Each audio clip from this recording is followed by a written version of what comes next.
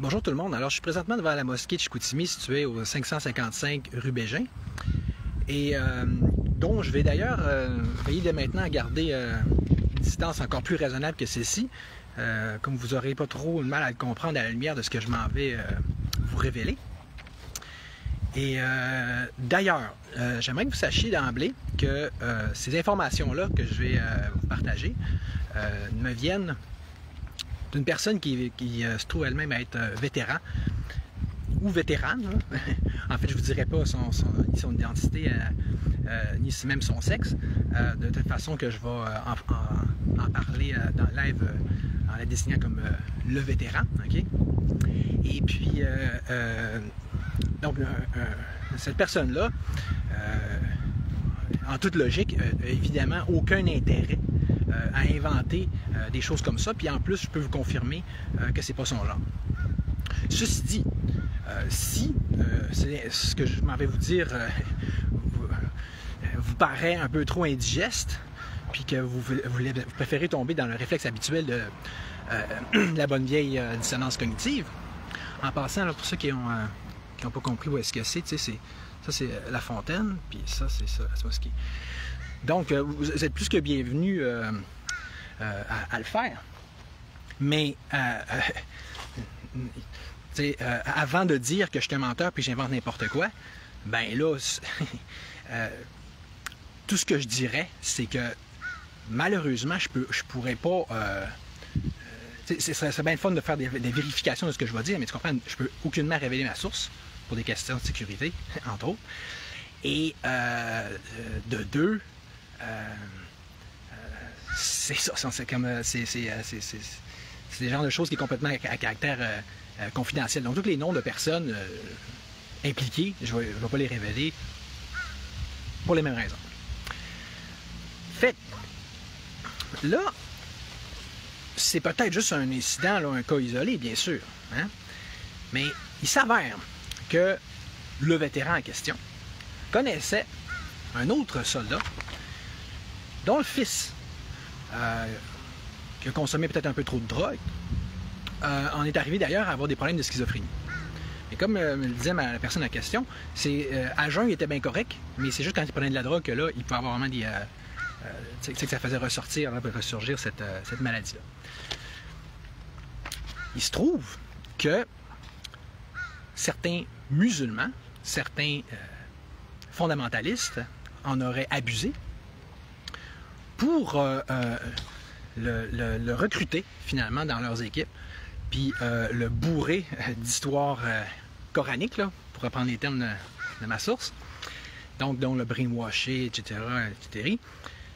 Ils ont même fait changer son nom. Il était rendu qu'il s'appelait quelque chose comme Ibrahim, ou je ne sais pas trop. En plus de l'amener tous les jours à cette fameuse mosquée que revoici. Puis, tandis qu'à la fin, il n'était plus capable même de savoir où est-ce qu'était son fils. Il était quelque part à la baie, apparemment. Et puis, c'était tout... ça, c'est tous des étudiants de l'UQAC, imagine-toi donc, qui prenaient en charge cette espèce de programme de contrôle mental-là, puis de recrutement. Là. Puis, à la fin, il était même censé aller en Europe pour se battre pour l'État islamique, imagine-toi donc. Puis, selon les dires de ce jeune-là, parce qu'il a été ramené vers la civilisation, comme je vais vous l'expliquer, peut-être que c'est vrai, peut-être que c'est pas vrai, mais selon lui, dans ce sous-sol de ça, ça serait bourré d'armes. Puis, tu sais, des armes d'assaut, okay, des armes importantes, puis tandis que la SQ serait évidemment au courant à la lumière de ce que je m'en vais vous dire, et férié pour autant. Au même titre que, toujours selon les mêmes sources, tu aurais des Arabes en ce moment qui s'amusent à aller expérimenter avec leurs armes en tirant dans des cibles situées dans les pics de sable à Saint-Honoré. Tandis que là encore, comme par magie, notre fameuse et belle, merveilleuse SQ ne fait et ne dit rien. C'est pas beau, hein? Les beaux services gouvernementaux. Ça fait que là, c'est quoi le petit punch?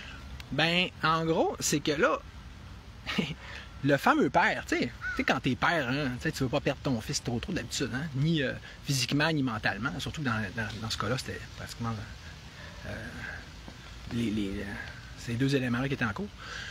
Et alors, il s'était retrouvé là, directement devant la mosquée là, à leur crier de leur rendre son fils. Puis tout en mentionnant en leur rappelant qu'il n'avait déjà fait exploser les mosquées quand il était, je ne sais plus trop, en Afghanistan ou quelque chose. Ce qui a évidemment rien donné, sauf que la façon qu'il a réussi à récupérer son fils, c'est en réussissant à contacter un des militants là, arabes pour leur expliquer que son fils avait besoin de ses médicaments relatifs à la schizophrénie. Puis là, bien évidemment, comme on va dire une cure de désintoxication mentale qui a eu lieu, c'est de sorte que là, ça s'est quand même bien fini. Mais t'imagines-tu? Puis l'autre chose que je dirais, j'ai un second incident aussi troublant que fâcheux à vous partager, que là encore, où là encore je vais devoir taire les noms en question, surtout que ça se rapproche, ça tourne autour d'un militant de notre gang à nous, de la résistance, et d'ailleurs c'est lui qui en a informé les vétérans, et puis je vais absolument taire son nom là, parce qu'il pourrait encore une fois vraiment, à plus forte raison pour des questions de sécurité, mais tu aurais dit que selon lui, selon cette histoire-là que je me suis fait relater, il y aurait des fameux Palestiniens qui auraient cherché, je dirais pas même le nom de la région, là, vous allez savoir, vous allez le reconnaître, à prendre le contrôle de la drogue. Donc, c'est bien pour dire, hein, ça devient rendu là une gang de rue comme un autre, hein, mais c'est ça.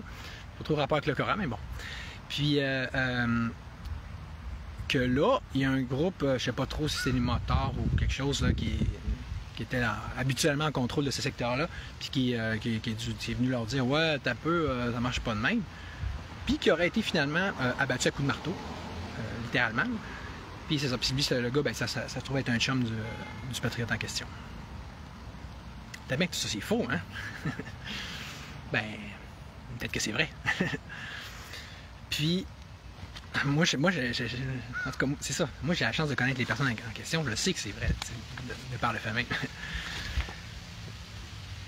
La dernière chose que je vous partagerai, c'est que, vu qu'on parle donc de sources qui étaient anciennement dans l'armée, il m'expliquait que dans l'armée, là, il y en a des soldats avec des turbans, comme la personne me disait, qui ont été enrôlés. Donc, en fait, ils sont tellement désespérés, l'armée, que, tu sais, ils ont fait rentrer tellement de monde qu'eux-mêmes reconnaîtraient apparemment, selon quelque chose qui aurait été apparu à la TV récemment, puis ça serait à vérifier, mais qu'ils ont enrôlé des terroristes. Mais tu sais, quand tu dis qu'ils ont fait rentrer 60 000 personnes dans je ne sais pas combien de temps, c'est sûr qu'il y a des bonnes chances qu'il y ait une couple de terroristes qui leur aient passé à travers les doigts, à travers le super petit filet.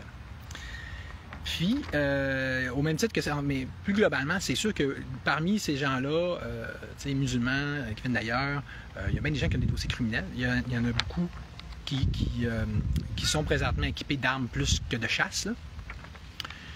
Et puis, tu sais, même qui se vendent, qui disent « Ah oui, puis ces genre d'armes-là, tu peux mettre ça dans tes culottes. » Tu sais, même si c'est une arme assez volumineuse, mais tu sais, tu peux mettre un manteau long, exemple, puis le mettre dans tes culottes en arrière ou quelque chose. Fait que tu sais, il y a ça qui se passe au Québec en ce moment. T'as du monde de cette fameuse religion-là qui s'amuse à s'armer, puis que la police dit rien, puis enrôler nos jeunes, tu sais.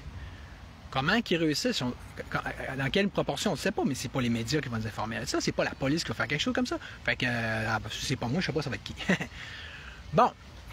Tout ceci étant dit, j'aimerais maintenant directement m'adresser à ces musulmans en question. OK? Parce que là, tu sais, pourquoi que personne parle? Parce que c'est par la peur. Non sans raison, quand on voit la violence systématique qui les caractérise, tu sais. Donc, moi, ce que je vous dis, là, les super frères musulmans et compagnie, là, qui voient ce live-là, d'un, ça vous servirait à rien de me supprimer physiquement, parce que d'un, tout le monde va de par le fait même savoir que c'est vous autres, ce qui ne va pas être dans votre cas, dans votre intérêt.